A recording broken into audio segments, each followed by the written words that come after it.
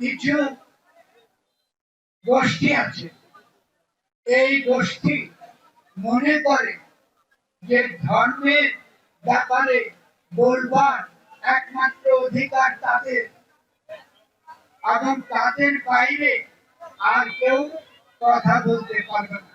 ফলে মাজার ভাঙা হয়েছে, বাউলদের উপর অত্যাচার হয়েছে, অত্যাচার চলছে। ইতিমধ্যে আপনারা জানেন অনেক বাউলের উপর মামলা হয়েছে এবং আবুল সরকার এখনো কারাগারে রয়েছে। শুধু তাই না, আমরা এমনকি সনাতন ধর্মাবলম্বীদের মধ্যে আরেকজন সাধনার ধারা আপনারা চিন্ময় প্রভু, তিনি এখানে এগুলো অন্যায়। এই অন্যায়গুলো থেকে আমাদের সমাজকে মুক্ত হতে হবে, রাষ্ট্রকে মুক্ত হতে হবে।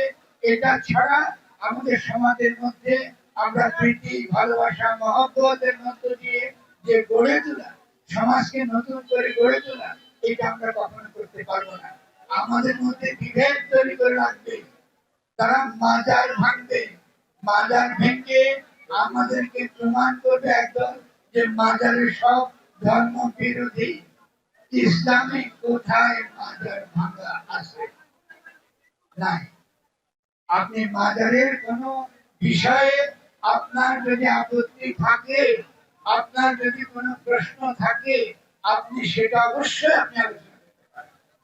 আমি বহুবার বহু আলেমকে বলেছি, আমাকে একটু দেখান কোরআনের কোথায়, কোরআনের কোথায় গান হারাম হয়েছে।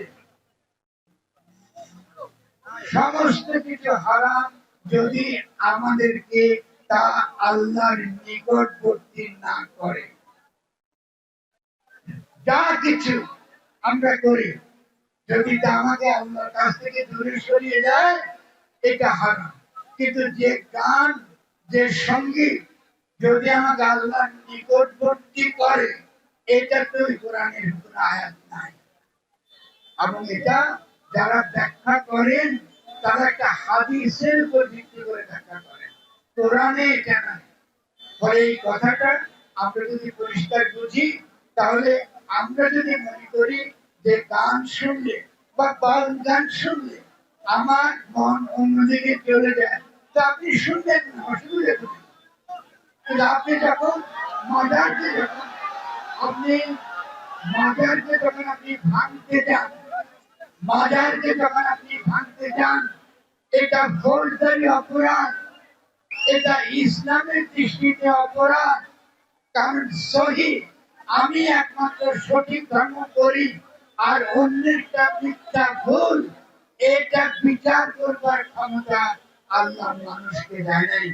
আপনি মাজারের যদি অন্যায় থাকে, যদি মাজারের কোন দরবারের কোন কাজ আপনার অপছন্দ হয়, আপনি অবশ্যই সেটা করবেন। আপনি মাদ্রাসার খারাপ কাজের জন্য আমরা কি কখনো মাদ্রাসা বন্ধ করতে বলেছি? তাহলে মাজারে যদি কোথাও খারাপ কাজ হয়ে থাকে, তা আপনারা বলুন, ওটা বন্ধ করা হবে, ওটাকে সংশোধন করুন। কিন্তু মাজার যখন আপনারা ভাঙেন, তখন এটা ইসলামের চিন্তার মধ্যে পড়ে না। রাষ্ট্র তো রক্ষা করবার কথা, তাহলে যে রাষ্ট্র মাজার রক্ষা করতে পারে না, এটা একটা কি ফৌজদারি অপরাধ। ফলে ফৌজদারি অপরাধ যে রাষ্ট্র ঠেকাতে পারে না, এই রাষ্ট্রকে মানবার কোন ব্যাপার নাগরিকদের নাই। কারণ রাষ্ট্র আমাকে রক্ষা করা, রাষ্ট্র মাজার রক্ষা করা, রাষ্ট্র আমার বাড়ি ঘর গৃহস্থল রক্ষা করা, রাষ্ট্র আমার সম্পদ রক্ষা করা, রাষ্ট্রের সম্পদকে রক্ষা করা, এটা রাষ্ট্রের দায়িত্ব। তা আমি এই প্রশ্ন উত্তরে এটা বলবো, আমরা এখনো পর্যন্ত একটা রাষ্ট্র গঠন করতে পারি নাই যে রাষ্ট্র মানুষের গণতান্ত্রিক অধিকার নিশ্চিত করতে পারে। আমি মাজারে যাব নাকি কোথায় যাব, এটা আমার গণতান্ত্রিক অধিকার। যখন রাষ্ট্র এই গণতান্ত্রিক অধিকার রক্ষা করতে পারে না, তখন নিশ্চয়ই আমাদেরকে রাষ্ট্রের ব্যাপারে প্রশ্ন তুলতে হবে।